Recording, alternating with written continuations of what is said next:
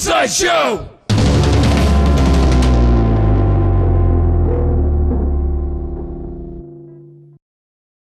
All right, hey, welcome back to The Fold. I'm here with Ben Hernandez and Tony Sanchez. Ben's in from Dallas, agreed to come hang out with us, so we're going to have a cool chat. Yeah. Looking forward to it. We were, just before recording, we're talking about how the fact that Ben is our resident email expert. Yeah. A lot of experience. I can tell you all the best standards, what not to do. Yeah. The reason why is I was asking, what are you up to lately? And you're like, working on emails. And then we had like a 5-10 minute conversation, and I finally figured out that you are on our project working on emails. It's the most meta version of this answer, right? It's literally moving pixels for email, which, I think it's a lost art form. I think there is some art to it for sure. Not reading emails though. Yeah, I was, and then we went off on like what could be better than emails. And I don't know if we ever came to an I don't know. Email 2.0, right? Well, my question was like, would you pay to receive less emails or pay to send more emails? Man, I love the hard limit. Yes, I think I would go hard limit too. The idea of like limited text messages and data plans and minutes that you could call back in the day with cell phones is really appealing when it comes to certain things. Mm-hmm. Yeah. Cool. What have you been up to lately? What am I up to? So I have recently left a long career in startups, leading design teams, building products, working with founders, and I'm looking towards working with founders myself now and helping them build their businesses. It's exciting to kind of get an opportunity to talk to people about what they're doing and see where there's an opportunity to, frankly, just be a designer who thinks about product and can help a business move the needle. I actually really think like the opportunity for designers is great, especially in early stage tech companies. Getting the chance to hear people like have a big swath of ideas that they don't really know what to do with and organizing them into something through things that I, as a designer, learned throughout my career. And I've dabbled in product and dabbled in strategy and all these other areas, bringing those together. I'm starting to see the new shape of what a product designer will be in the future. And I believe in a not so distant future, as we start seeing a lot of things changing. So looking very specifically at small early stage companies, I think there's really a lot of need there. And I actually believe probably designers are probably better set up to help businesses grow and evolve the way that they want to. Yeah. Like if I'm reading between the lines, like elevating like the strategic muscle of why you are brought into the room, not necessarily to like, hey, the age old thing is like, make this look pretty. Yeah. It's like, what do I need to actually do to get to market or for sure. So you think about like what it is that a product manager is trying to do with a business. And oftentimes it starts with writing. There's a lot of writing that occurs in that product discipline. Oftentimes they're, either relying on a designer or somebody to go do it. And even just to visualize, to have like a common language for a conversation. Even today, I had a conversation with somebody who was showing me some work and I was like, oh my God. So you literally just took your Figma file, dropped it in Claude, and now you have an interactive prototype that may not be the production version, but you now as a designer could maybe holistically illustrate what something is going to do and make it feel real enough that you can get real feedback and maybe channel the conversation. It might be wrong, but you've now at a very low cost created something that may have cost multiple teams' efforts, maybe some dev time, even 4 or 5 years ago to get to the same spot. I see that happening. And when I think about the strategy, it's like the gap between designer being a strategist and a product manager being a designer. Yeah. There's a much smaller gap for designers to get there. Yeah. Yeah, that reminded me. I had a conversation with Mari Shamoun. She runs the show around here, Funsize, and she said something really interesting. We're having if I can remember which episode it was, I will post it in. Make sure it goes into the description. But she was saying that, kind of touching on the evolution of what a designer means, and this was like at the end of last year or early this year. And she was saying, 8 years ago, 9 years ago, maybe 10 years ago, when like experienced designers or UX designers were like, becoming a little bit more like the name and the role was becoming a little bit more like, I wouldn't say known, but whatever. She's saying at that point, there were no, like the PM role wasn't really defined, or the product owner role wasn't really defined. Oh yeah. Designer role wasn't super bright lined around. So like that designer was actually having to do a lot of those things. And she was like, it's kind of feeling like it's coming back around to that. I think it's a somewhat controversial thing, but I completely agree. Like if you guys are familiar with Marty Kagan, right? He writes he's a product guy, writes but from a very holistic perspective, he has some interesting views that I mostly agree with. But he's also very big on like a designer can be a product manager at the same time, but both are big jobs. And some of that might be the kind of antiquated thinking about how that has to be, that there is sort of like a level of, and arguably there is some like overlap there, but there's also some very unique, in the Venn diagram, there's some very unique things and skills that you're maybe asking people to do. But I do think like product has always been a weird discipline that has evolved over time. Like to your point, early 2000s, that may not have existed the way that maybe we think of it today. It may have been more of a project manager, or it may have been more of a strategist or business analyst. Like the spectrum of what that could have meant at one point is there. But when I start thinking about where things are going, you start seeing more and more of like, well, if you're a good product designer, you're actually concerned about the numbers. You're a good product designer, you're concerned about the performance of the thing that you built. And when I say the gap between like the skills, oftentimes I've seen it be like, oh, maybe you're not as fluent in data. Maybe you're not as fluent in accounting in some of these things. So whenever you get to that point of like knowing, oh, I've got like a very holistic view of this business and I'm making decisions real time, there is sort of like, for me at least, a question is like, well, what is the role of the PM? And I've talked to a lot of PMs too, who have this interesting mindset of like, the evolution of PMs is I have to be more adept at design. I have to be adept at AI and figuring out how to use those tools to get my point across.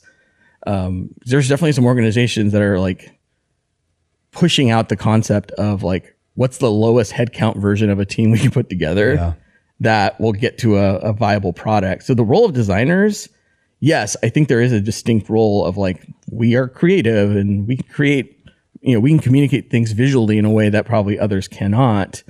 But when it comes down to like the vision and the strategy, there's also a role there that we can play.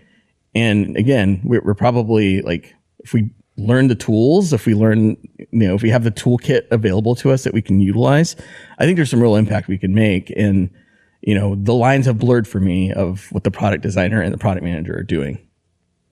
Yeah. I think that, at projects that I've been on, I've seen that. Yeah, it's fascinating. And, I think a lot of, again, a lot of people who do that product thing for a living, it is the floor is shifting under them very much. And I think a lot of them are trying to figure out how do they like redefine that role. Every organization I've been in, it's been, shifting. Yeah. So when it comes to the like leading design in a startup where there might not be that role at all, PM role or whatever, versus leading design in like an agency or a larger company. Yeah. Yeah. Like, how does all that come together? There's so much to that, right? The hats that you wear, right? Like the things that you're being asked to do are definitely, it's broader. I would say you don't get the benefit of specialization in this field when you're in a small team. When you're in a large organization, it's almost focused on your lane. There is, some like, oh, we need to make sure there's a inter-team dependency handled here.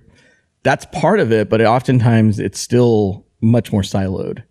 And it asks of you in a smaller team to know those things, if you don't know it, go learn about, email marketing, learn enough about HTML to get this thing across the line until we get to that Series A, and then we can maybe hire an email marketer.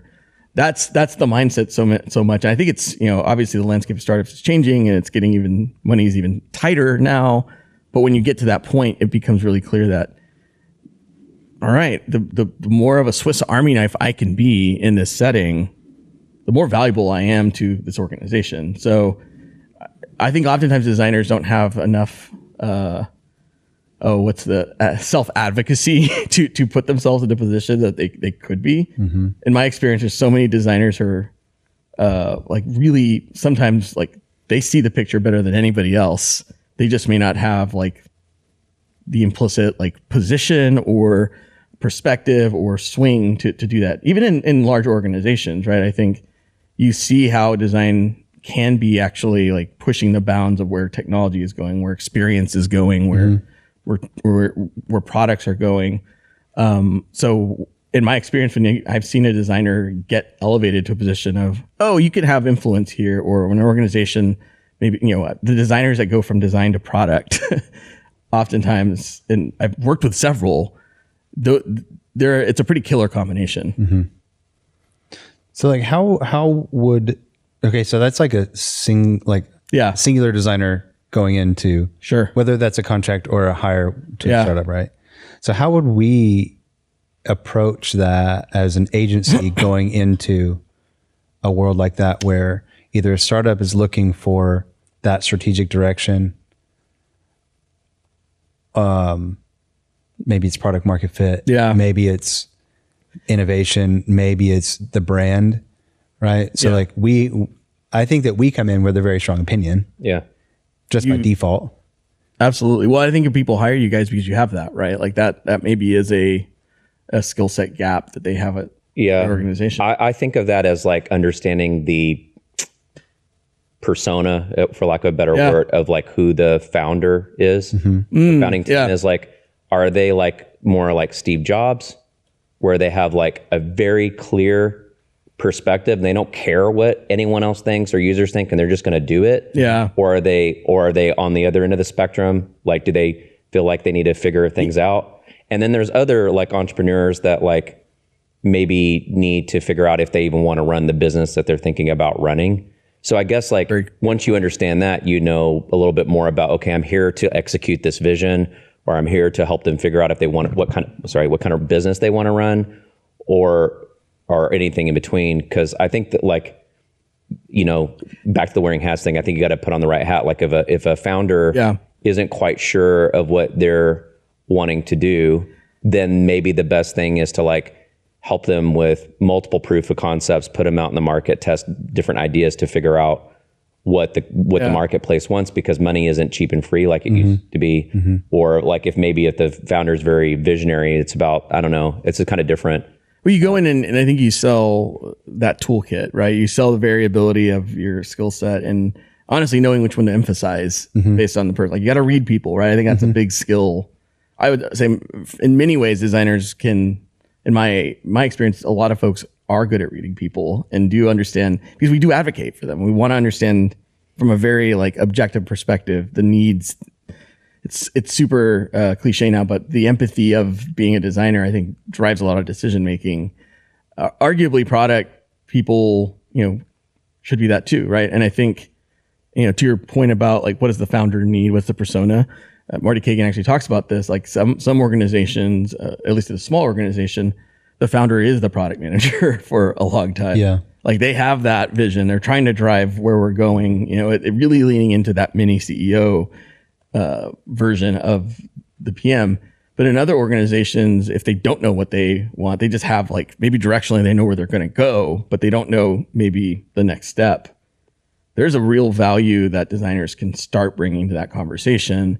And I would say, I've seen this happen in multiple organizations where when you're doing research to understand users and their needs, that might also be something that a PM might do in some organization. Mm-hmm. If they believe in research and they believe that's something you should be doing, I've oftentimes been pairing with a PM because they have a similar set of motivation to understand. Maybe they're thinking it more, at the numbers level, but I'm still interested in how do I actually like reach the people we're trying to reach with the thing we're building. Yeah.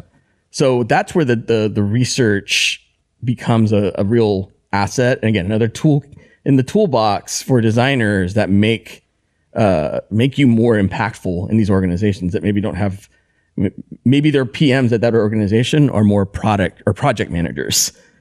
And I've seen that way too often, right? Like that's, if you're at that level of maturity, and not, I think big organizations, that's, but it's part of the evolution, right? I think it's harder to move a big ship to change.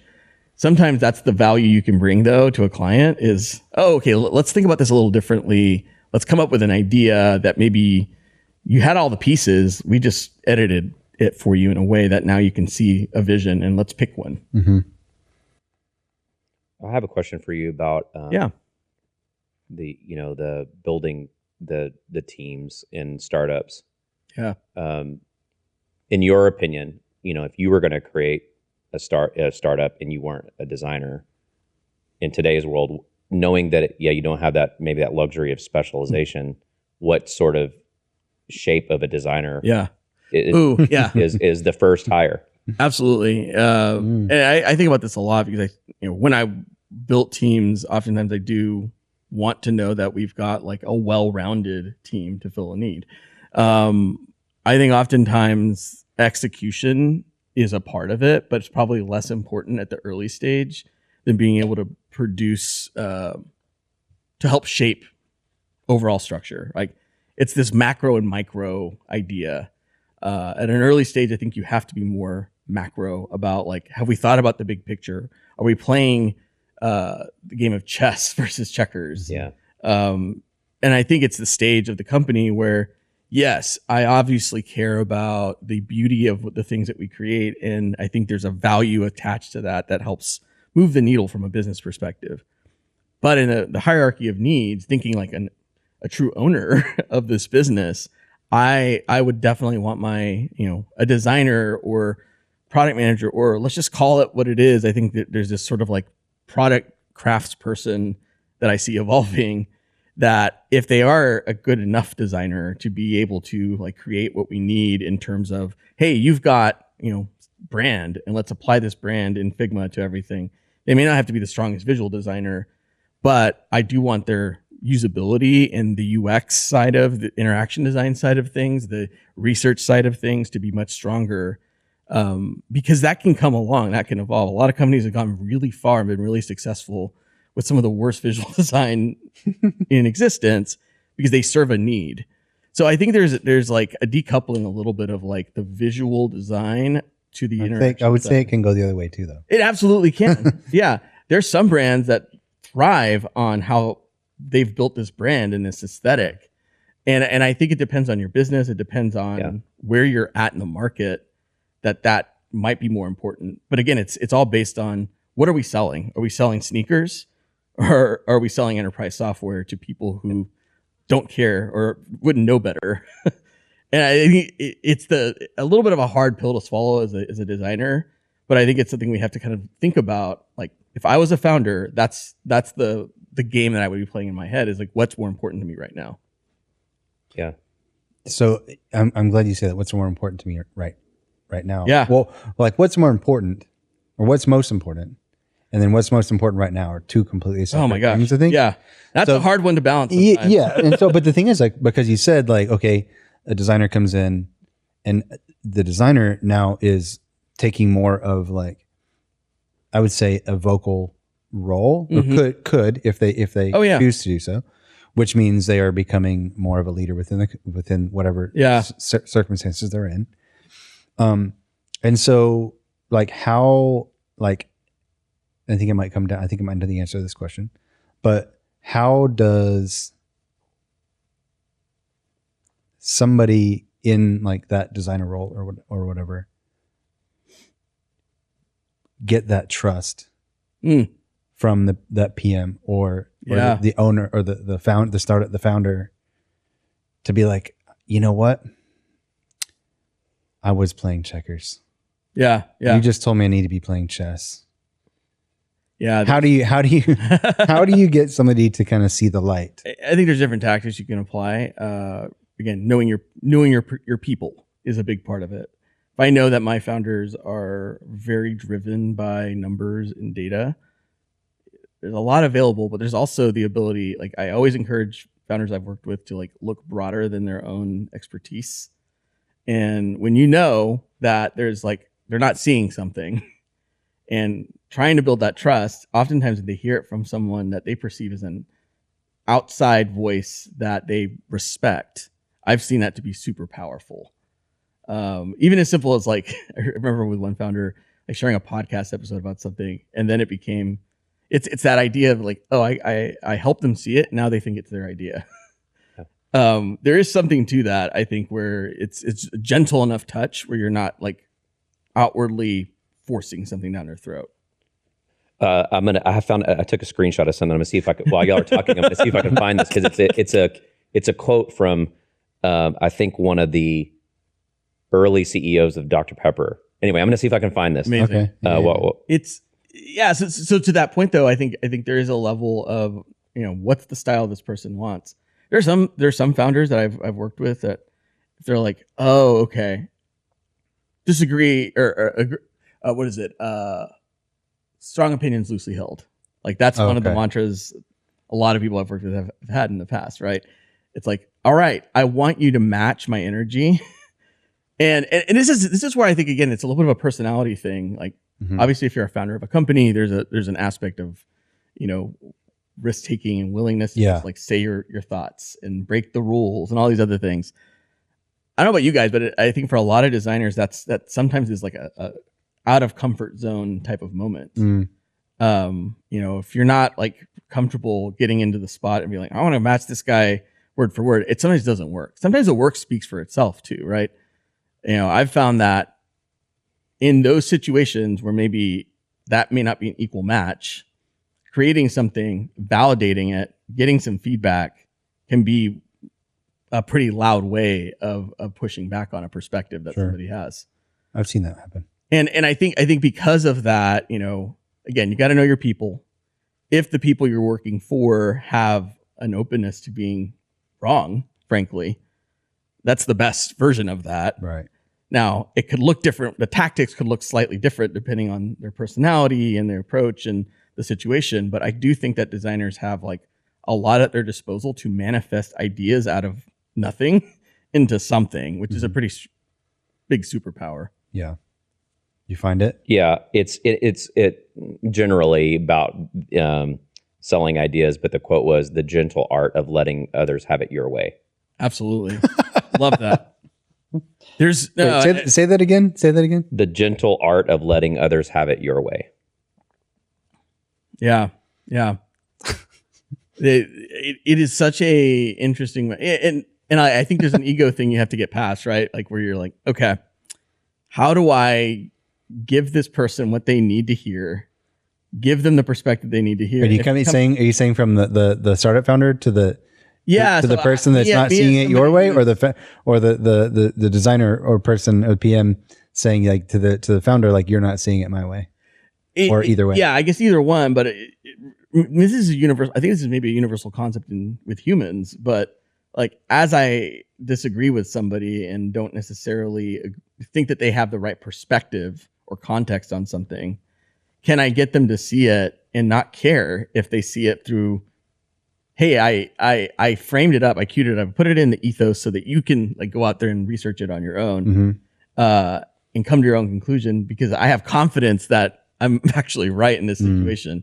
I think there's a place for conflict and conflict-like conversations, but that doesn't always have to be conflict, right? Like I think there can be a very direct way of disagreeing, and if you've kind of reached an impasse, you're like, okay, let's see how this how this goes. Let's test it. Let's do whatever. That's one version. Yeah. But I also think there's a version of like, let's throw this idea out there for us to have a discussion, and maybe it's not an immediate like payoff, but there is something about people going and doing their own research once you've introduced something into their minds.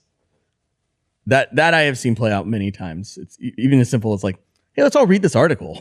Post it on Slack. those have been some of the better moments too, because then it's like, oh, I'm not in charge of articulating it. Somebody else who probably has thought about this way more can illustrate this idea, and now I've sold somebody on it. Again, it's how do you build that relationship with people, that trust that you're talking about? I found it to be very much a one-on-one relationship building. And yeah, I think that's an important pillar to all of this. If you don't have or you haven't made strides to build that trust, then you're never going to convince people. Yeah. It's a human thing too. And, I've learned over the last couple of years to really see how people like to learn and discuss things. Like some people really like seeing long documents of articulated ideas. Other people, when they see long documents of articulated ideas, they break down. They can't, just have to be on the phone, and some people want to see something in a visual, my God. Yeah. So this for me is a huge piece. I've actually, I think I've mentioned to you guys, I'm writing a Substack. A lot of the things I write about are, very much learnings from my career, learnings as a human, as I've gone through therapy and learned about myself more. And, one of the things I'm working on right now is this user manual for working with me. And that's cool. I actually did this in one company I work for. We did I don't even remember if it was a leadership. It was some training that we did, and we all had to go through this exercise of creating the user manual for working with me. In that experience, though, it taught me a lot. I was like, oh, this is actually we make a lot of assumptions about people based on what we see, and even more assumptions because we're working remotely, especially in distributed teams. You might never meet them in person, and body language, all these other things are really hard. The awkward pauses that they have when they're listening to you. These are all things that I'm keenly sensitive to and keenly aware of in most cases whenever I'm talking to people and working with them. And I'm like, it would be really valuable for this to be something I create for myself, calling on okay, when I receive a wall of text in Slack, what is my response going to be? Well, my response actually is, I need to go find time to read this, or get Speechify to read it to me, or grab that text and get a summary version, because I'm dyslexic and it's always been a thing I've had to find ways to deal with. But for many people, their primary, and I will probably respond in a voice memo, or I'll probably respond in a Loom message, because for me, the act of going through and synthesizing writing in the traditional sense is way too much. So I think there's some interesting value there as a team when talking about building teams, learning actually what are those, I'm not even going to call them quirks, but preferences and methods that people communicate best. When people do that, I think that's been, especially when they can respect that of each other, that's really powerful. Yeah, I think that's a great idea. I think it's a great idea. We I don't know if everyone here did it, but we were doing the Clifton strengths and weaknesses. And I did it, and I learned a lot about myself. Just I remember reading through the results, and I was like, I could see specific moments visually pop up in my head, mental images. I'm like, oh, okay. So I think that that something like a user manual or something like that would really you provide common ground. Yeah, I agree. I think it's interesting too, because I think it's at times at conflict with a lot of our performance models that especially larger companies start using. It's oh, how do I gauge this designer or the PM, whatever, this employee's effectiveness at their job? And it's all very numbers driven in many cases. Yes, you're going to do maybe a 360 interview process with your peers, and you're going to put some numbers together, and there's some human synthesis involved. But I think oftentimes it's I've been the kind of person throughout most of my career, and frankly most of my life, that I've always felt like I was the misunderstood one. And when I got into leadership roles, this was made keenly obvious to me. It was very obvious that I was a different personality archetype than almost everyone else in these leadership groups. And what was interesting was yes, I'm a designer. Yes, I think about people, but I'm also I'm very observant in a way that I overthink things. I want to solve every problem. I want to see the big picture, but also really care about the details of what we're getting. And untrained, unreined in, that can be chaos in my head. And what's amazing to me in the past 2 years, there's been a lot of technology advancements that have made it a much easier process for me to like, I'm going to offload this part of my brain to something else.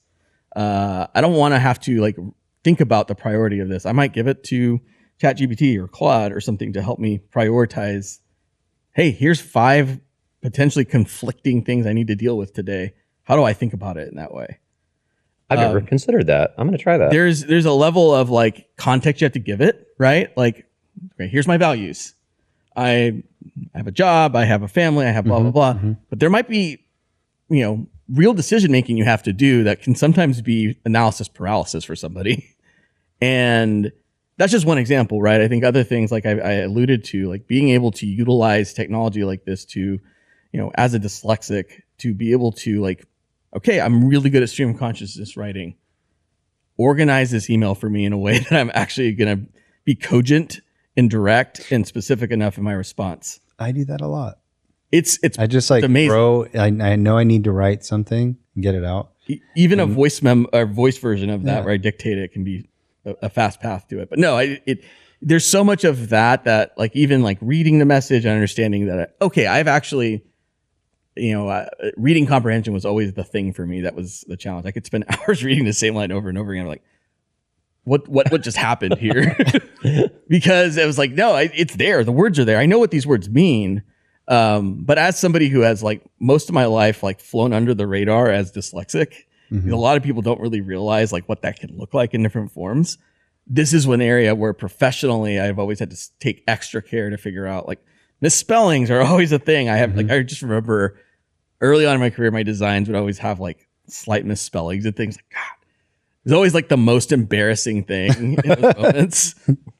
I found ways around that more recently. It's not a constant check on things.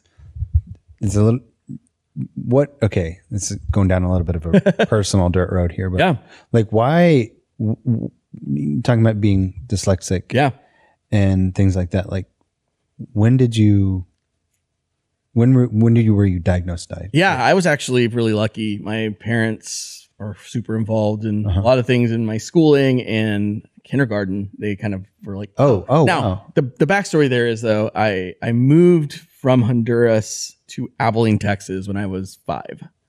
So Spanish was my first language. I spoke English. Now my parents both were fluent in English and Spanish, but I was just around it so much. So it was already kind of like this weird, like, what am I doing here? Primarily English speaking place. I had to like pick up some things. With all that, they were like, but there's also this other part. And I got the privilege of doing what they called, at my school at least, it's called SPAN. It's like this like in-between year between kindergarten and first grade. Okay. And, a lot of kids did it for various reasons, but that was the year they diagnosed me as having dyslexia. And much like a lot of kids, like it wasn't so severe that I was, unable to read or like do some of these things. I just did them slower. But I also didn't want to like take any of the accommodations that I was supposed to be taking.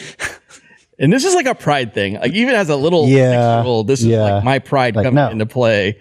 So I was embarrassed by it. But even as I got older, I remember in college, I was supposed to be able to like get all these, extended time on tests and things like that, and hated doing it. It became honestly something like I was super ashamed of for a very long time, well into my 30s, where I just never acknowledged it. And it was just like, hopefully nobody sees this. And I think like every kid who grew up this way, you got the stories like, Albert Einstein had dyslexia and look at what he did. And all these great thinkers of the world who were neurodivergent in this way. Fast forward a couple years later, like I have that. I also been like meeting with a therapist on a regular basis. And one of the things I remember telling her, I was like, every time in a work setting, I'm working on things and I've got this vision of where we're going, but then I have to like explain it to somebody and I have to go out and like give them a really detailed view to get them to get on the same page with me. That just gets in the way. It's super frustrating. And that would always be like the thing that felt like it was holding me back. And then I was also like, it's like I'm playing, and I think I've said this already today, I'm playing chess. They're playing checkers. I'm thinking about where I'm going, but they're getting in the way of getting there. And she's like, I really think you should research pathological demand avoidance autism, PDA autism. So that was something I'm not like medically diagnosed with it, but based on her expertise and my research, I'm like, this is something like there's something to this. And essentially it's, you have a vision for where you're going. You have an understanding of how to get there, and everyone else is getting in your way, asking questions, giving feedback. These are all things that can get in the way. Understanding that full picture of my psychosis, honestly, has been the most empowering thing for me, especially in the past 2-3 years. Knowing that about myself now, I'm like, okay, that puts a lot of things in context when I talk to people. And I even now don't feel like I have to like hold back sometimes. Because it was like, oh, is this just me overthinking? Or no, this is just how my brain works. Okay, how do I frame this thing that is in my brain in a way, and maybe I offload that to an AI assistant to help me get there. But oftentimes it's like freeing myself from feeling guilty about why I can't do something that maybe my brain just isn't wired to do. So all I have to say, it's a combination of factors, but that early diagnosis helped me understand that I was a little bit different. Yeah. As I've evolved, I think it's also kind of been like, okay, it truly is a difference. Yeah. Do you hear anybody else from a design leadership standpoint, like talking about neurodivergence? It's interesting in those leadership roles. Not often, at least not in my experience. I think there are a lot of dyslexics that are creatives, right? There is that mindset of like, and I'll say this: a lot of creative people fit that mold. I think that's an archetype you see of the dyslexic creative photographer, or creative director, whatever. Is that like a Steve Jobs? Like, I have a vision. Well, I'm not saying it is. I'm saying like comes in though. I think there is a stigma around neurodivergence, specifically to autism, of it being, it's the Big Bang Theory definition of autism. You're a savant in the scientific field. You're very logical and forward thinking. It can look vastly different. And I think that understanding that side of it, where like you can be creative, you can be a problem solver, you can be you can even be personable and like friendly to people in a way that is traditionally neurotypically viewed as friendly. That changed my whole thing and rewired my whole brain when it came to, oh yeah, this is who I am. I can be all of these things. Now I'm also really good at masking that I can be. I'll go to an event where I don't know anybody and people think I'm the life of the party. I'm very like outward or outgoing and friendly. Like it has to be somewhere nobody knows me because I don't carry any of that baggage of who they think I am. I can perform that part when it's advantageous to me. But my default is like, nope, I just want to be by myself. I like my little corner. It doesn't charge me like some people do. So in leadership roles, that's where it's performative, right? It does have to be a little bit performative at times. Yeah, because we'd talked previously about like craft leadership. Oh yeah, and empowerment, and presence. So like how do you translate that into that setting? Very tangibly, right? Like when I was leading design teams, like it was, hey, we're gonna fly everybody in. We're gonna have an offsite. It's my job to organize it. It's my job to be the face of that event. I'm the MC of everything. Those are super draining days. Like I sometimes need to take a day off after everybody leaves to just feel like I need to like reset my brain real quick. But I also like enjoy it in a way. It's like I can do it. I know it's going to drain me, but it's like a thing I'm willing to do because I see the value in it. There's an emotional intelligence there that I think you have to have about that, right? Like I think if you don't think of it that way, there's a really selfish mindset of like, well, I'm just going to offload this to one of my team members to do. And I do think that it's important for in my opinion, if you're leading a team, for people to see you, people to understand you, to hear from you. Yeah. That honestly, I don't know that I had to be taught that. Like I've always felt that inherently. Natural born leader. I mean, I was an Eagle Scout. Like all these things that I did as a kid, I was like very much always told that about myself. That's maybe the mental image I have of myself, and it's always sort of been under the surface. So I do, for better or worse, I'm really good at performing the leadership thing if I need to. I think except for when it comes to like, I hate the conflict conversations. right? Really? Like, really? oh yeah, I hate it. I was telling Anthony the other day, like, I've had to lay people off at the worst possible times. And they're like, a dude's on paternity leave. He just had a baby 2 weeks ago. Yikes. And I'm like, well, got to do this. Yikes. Yeah, those are tough moments. And I don't want to downplay the fact that there's like everybody that's not easy for. Yeah. Right? Like, totally get that. The difference is the personalization of it that I think for someone like myself is like, it's a deeply personal thing. Mm-hmm. What about tactically? Yeah. Because, the leading and putting like an offsite together. Yeah. Because we just sat down with Zach McNair, and he was talking about whenever it comes to teams and different types of people coming together, there's a need to make sure that everybody is going the same direction, or at least informed enough and motivated to know where we're going. Yeah. Yeah. He equated it to, I think, if I remember correctly, if the team walks outside and says the sky's blue, cool, the sky's blue. I'm going to make sure everybody remembers the sky's blue. We're going to go that direction. Yeah. But if the sky is a different color and I see that it as a different color, I need to try to make sure that everybody sees things in a certain way, so that again we can go in it's a great point.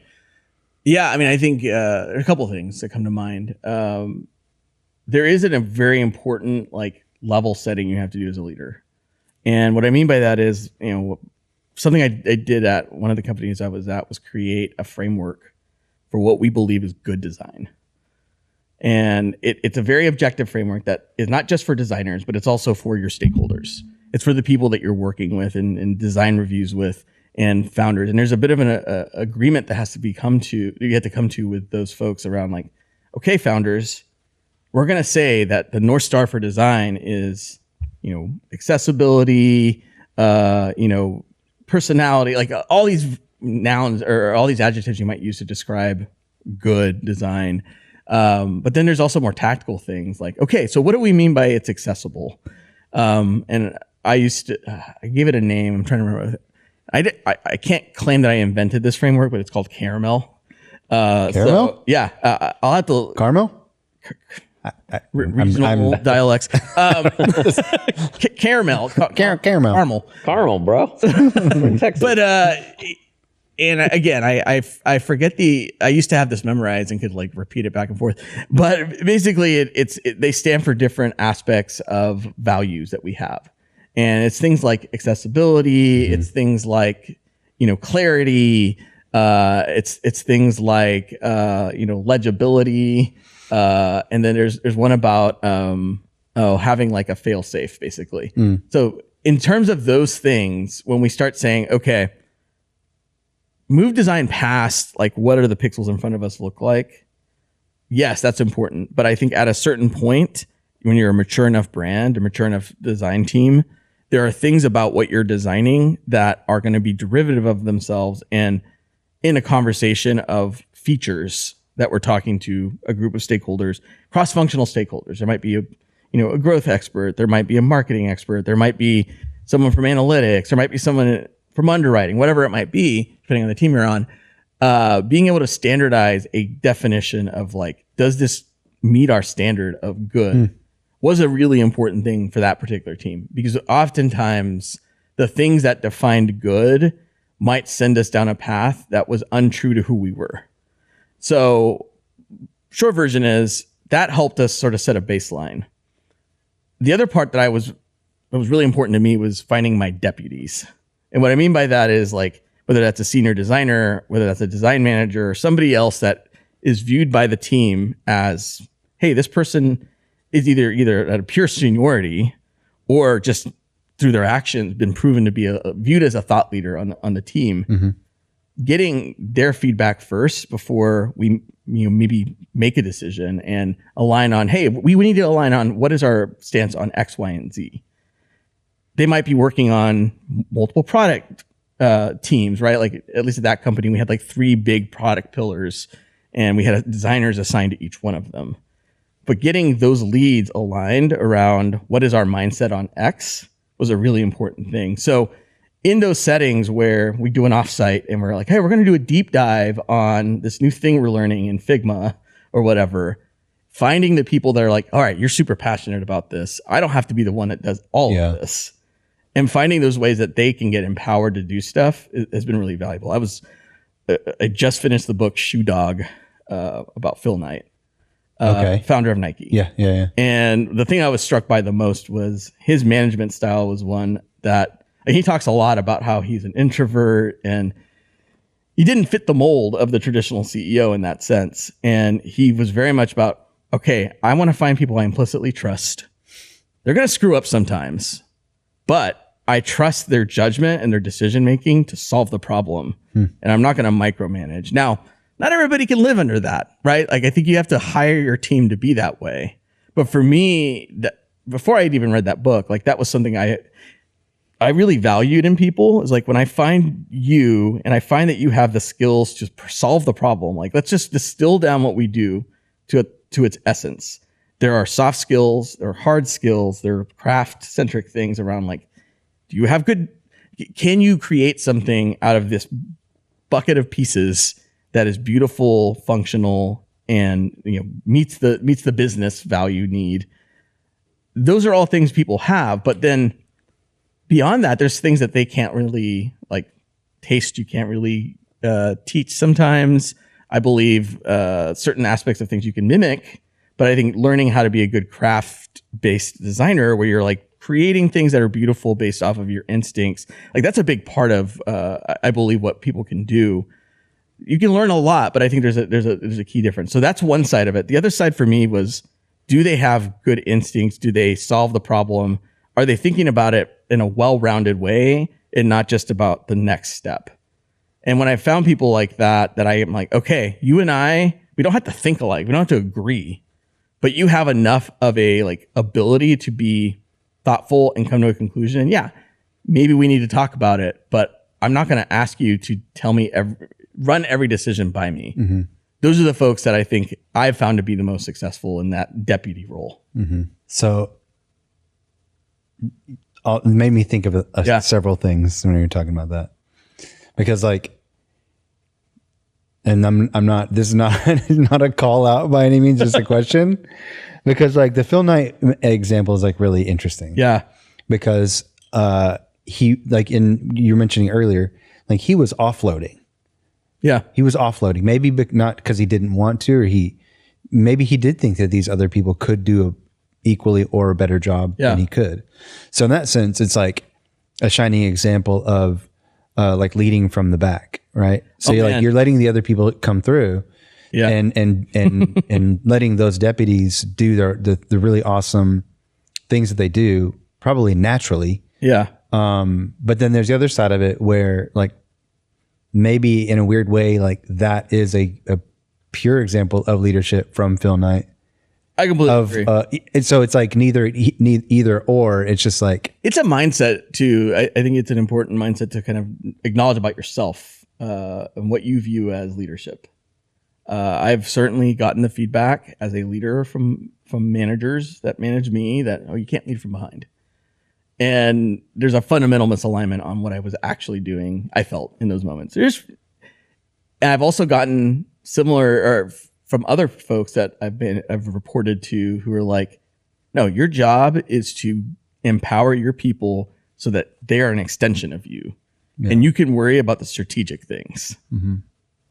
I much prefer creating an army of people that are an extension of me. Mm-hmm. Yeah. Well, things that like people, there has to be some sort of concept of scale and legacy, right? Because absolutely, if you lead from the front too much or you micromanage too much, then you're not really, you're time boxing how long success can last. I agree. Through a company's life cycle. And there's an aspect of pride that I have, at least, when I've left a place and then the heir apparent was there and they now have a job that I had and doing an amazing job, maybe a better job than I did, because they bring a totally different perspective, but they've also had more time to kind of like learn from my mistakes and all the things that I probably would have been in the gym working out with you, and then now now you're gone, and they're just crushing it. You know? It's amazing. So I think I very much like, if I had to optimize for one version of that, I want to optimize for trust. Yeah, I agree with that too. That's been a big part. Like, I remember that's very human. I mean, yeah, I agree. I remember when I was doing, a lot of hiring and trying to create these like frameworks for how we're going to build our design team.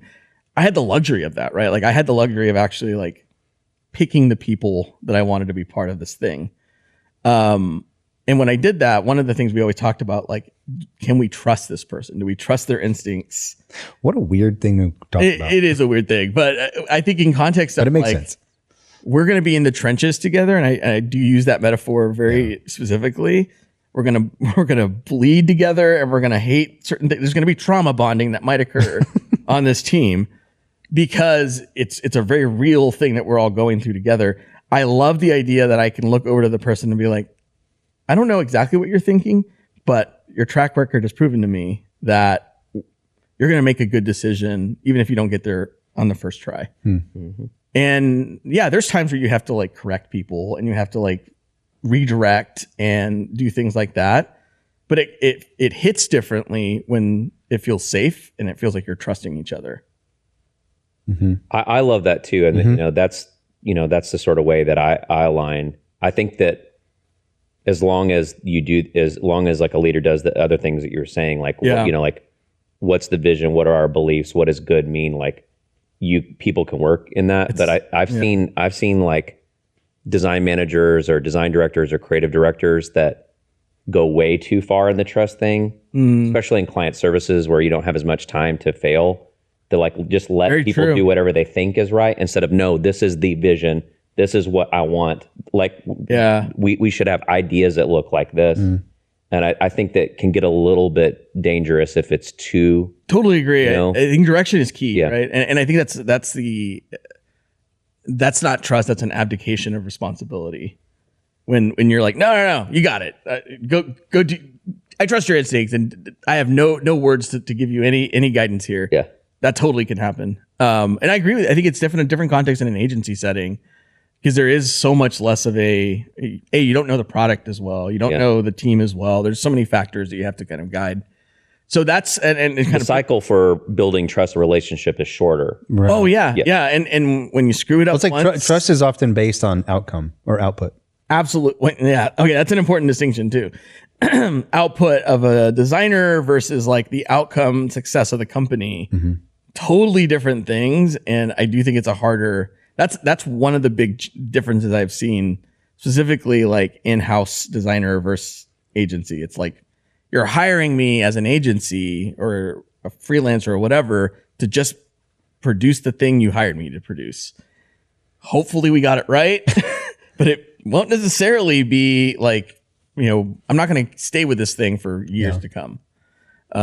Having done both and having lived with products that have morphed over several years into something that's hardly recognizable from what it was when it started. It's fascinating to see that, and I do think I think it's an important experience for any designer to have worked in both in-house and agency setting. I totally agree. Like, I wish I'd love to have a conversation sometime about, because like I think our industry needs to allow for more of that somehow, right? Like more than just putting the decision on the designers to decide where to apply. Like, there should be boot camps or trade programs or, like whatever. Like, I think there's a lot we could do because when a designer has both of those experiences, they are dangerous. Absolutely. Yeah. Absolutely. Well, and I think, when you have to live with the consequences of your design decisions, that's actually that's a good experience for everyone. Good or bad. No, I completely agree. So yeah, I think if you look at how we have sort of crafted the idea of like careers too for people, it oftentimes is about like, well, where do you want to get? What's that dream job you want to get to? And very few of us are lucky enough to land that dream job right away. Mm-hmm. But I would argue like, don't get too caught up on what you think you want to be. And I do a lot of mentoring with young designers. This is something I started doing during the pandemic. Like, on ADP list and other places. And this is a conversation I have often. It's like, okay, you have a vision for where you want to go. Great. Some people don't, but oftentimes they do. And you find them oftentimes applying for the Googles, the Meta, the Amazon. Like that's like their first assumption of where they should go. And my guidance for a lot of people personally is agency is a much better place to hone your craft at the very beginning, because you get to try a lot of things on for size. You get to experience a lot of types of companies, a lot of industries, a lot of, the fast turnaround. There's some real like unique aspects to that earlier in your career, it helps you kind of decide where you want to end up. That happened to me, right? Like I think about that a lot. My days at Dialexa, when we were doing consulting and building these products, helping build companies from nothing, that got me super interested in startups. And why I ended up going on a 10-year journey in startups was because of my time there. For some people, that might have led them to a Google or a larger company where they're like, I like this enterprise thing. That may have been their path, but I do think it's super important. It's a good breeding ground for learning who you are. Agreed. I mean, I'm a little bit biased because that's pretty much all that I've done with my career. But it'd be weird if you were the other way around. but for people at alumni of Funsize to see the decisions that they made and where they went, I do think that starting in agency and consulting, I generally believe that that's a great place to start because But I don't it's biased, but I think on that note, I think that maybe we better call it a day. But thank you so much for coming and hanging out with us and hanging out in the office with us today. You'll be here for the rest of the day, I think. So thanks again. Thanks for having me, y'all. Yeah. And subscribe and tune in for the next episode of The Fold. Thanks.